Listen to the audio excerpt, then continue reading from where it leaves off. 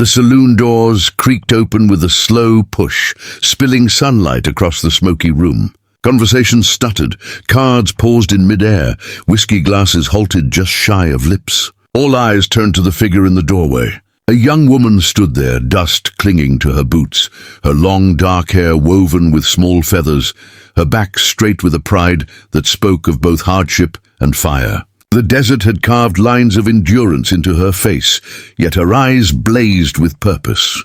She was not here for drink or games. She was here for him. At the far table sat the cowboy. Older now, his hair streaked with grey, but his presence just as sharp as the gun strapped to his hip. He glanced up from his cards, his calm gaze meeting hers, though he did not yet recognize the storm she carried. He was a man who had seen too much, lived through gunfights, betrayals, and nights under endless skies. But as their eyes locked, something deep within him stirred, an echo of a memory buried under 2 decades of dust. She walked forward, boots thudding against the wooden floor, each step cutting through the silence. Men shifted, whispering, wondering who dared to command such attention. Her voice broke the stillness like a knife through silk. "Cowboy, I came to marry you." The words sent ripples across the room. Laughter bubbled in corners. A few gasps broke the quiet, but her gaze never wavered from him. He frowned slightly, as though measuring whether this was madness or fate. He leaned back, his chair creaking, and studied her. "Ma'am," he said slowly, voice deep as rolling thunder, "I reckon I'd remember if I had a bride." His tone carried both humor and steel, but she didn't flinch. Her next words dropped heavier than bullets. "I'm the lost Apache girl you saved 20 years ago." The saloon erupted in murmurs. The older men stiffened, remembering tales of raids and rescues, of children taken and sometimes returned. The younger ones smirked, thinking it just another Wild West tale. But the cowboy's face darkened. He remembered. Long ago, before his name carried weight, before his scars marked him, there had been a raid on a wagon trail. A child, small, terrified, with hair tangled and eyes wide with pain, had clung to him as he carried her away from blood and fire. He had left her in the safety of a mission and never saw her again. Until now, her voice softened, but her resolve cut sharp. "I searched years for your face, through deserts, through towns that would not welcome me. I swore if I ever found you, I would not let go again. You saved me once. Now I've come to claim the promise I made to myself, that I would belong to the man who gave me back my life." The saloon held its breath. The cowboy rubbed a hand over his jaw, eyes narrowing, not in anger but in thought. He had carried ghosts with him for years, and this girl, no, this woman, had risen out of those shadows like a reckoning. He had not asked for her vow, had not known she had bound her destiny to him. And yet, seeing her there, proud and unflinching, he could not dismiss her as fantasy. "Darling," he said finally, his words slow as molasses but heavy with truth. "The life I live ain't no life for a wife. My hands are stained, my past ain't clean. You're young, strong, you deserve—" But she cut him off, her voice rising like desert wind. "I deserve to choose, and I choose you." Her declaration rang out, silencing every whisper. Even the piano player froze mid-note. For a heartbeat, the Wild West itself seemed to pause. Gunmen, drifters, gamblers, all suspended in the weight of her words. The cowboy's eyes searched hers, and what he found there was not desperation, but determination. She had carried 20 years of fire in her heart, and now she had laid it at his feet. He pushed his chair back, standing to his full height, the floorboards groaning under his boots. The room braced, expecting a fight or a laugh, but he did neither. He tipped his hat slightly, his gaze never leaving hers. "Then we best talk outside," he said. And together they stepped out into the blinding Wild West sun, where destiny waited. The street outside was hot with noon sun, the dust shimmering in the light, horses shifting restlessly at the post. The two of them stood at the edge of silence, the saloon doors swinging shut behind them, muting the murmurs of curious eyes. She squared her shoulders, the desert wind lifting strands of her dark hair. He leaned on one boot, thumbs hooked in his belt, his gaze fixed on her like he was weighing every word she might speak.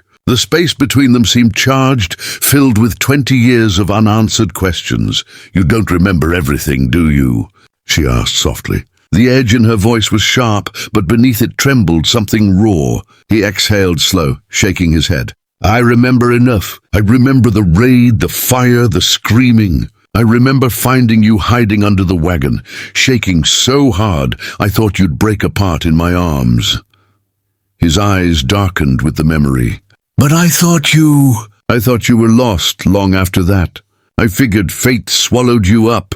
Her lips trembled for just a second, then steadied. "Fate tried. I was taken again, sold, moved from town to town like a horse at market. I was a child with no voice, no power. But the memory of you, the way you carried me out of the fire, it burned inside me like a torch. That's what kept me alive. I told myself one day I will find him, and when I do, I'll never bow to another man again." He shifted uncomfortably, the weight of her words pressing down harder than any gunfight. His life had been marked by violence, by drifting from town to town, never letting roots sink into the soil. To hear that his single act of mercy had tethered someone's entire destiny to him was almost unbearable. "Girl," he began, then stopped, realizing she was no girl anymore.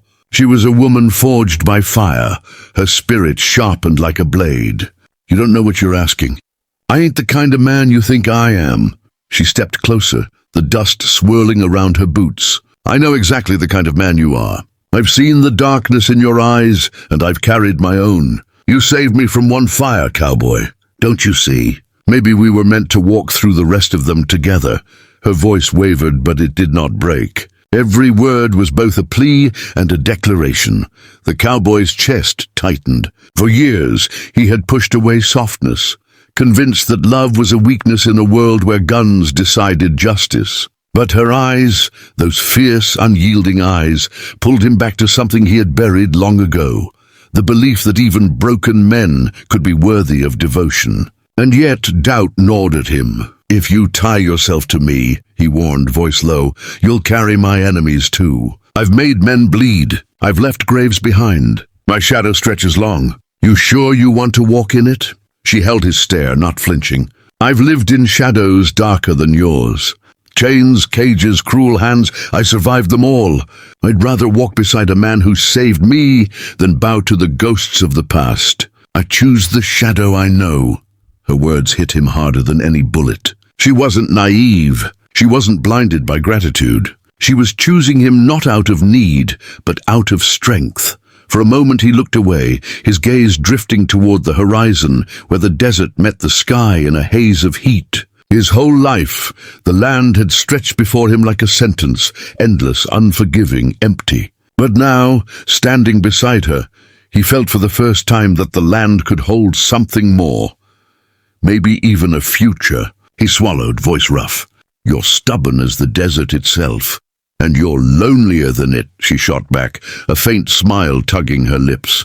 For the first time, humor cracked the tension between them, small but real. The cowboy let out a dry chuckle, shaking his head. "Lord help me, you've got fire." Silence settled again, but it was different now, less heavy, more alive, buzzing with something they both felt but dared not name. The street around them carried on. A wagon rattled by. Children ran laughing. A dog barked from the porch, but the two of them stood as though the world had narrowed to this single moment. She had carried 20 years of longing. He had carried 20 years of ghosts, and now their paths had collided under the merciless sun. The question wasn't whether fate had brought them together, but whether they were willing to fight for what came next.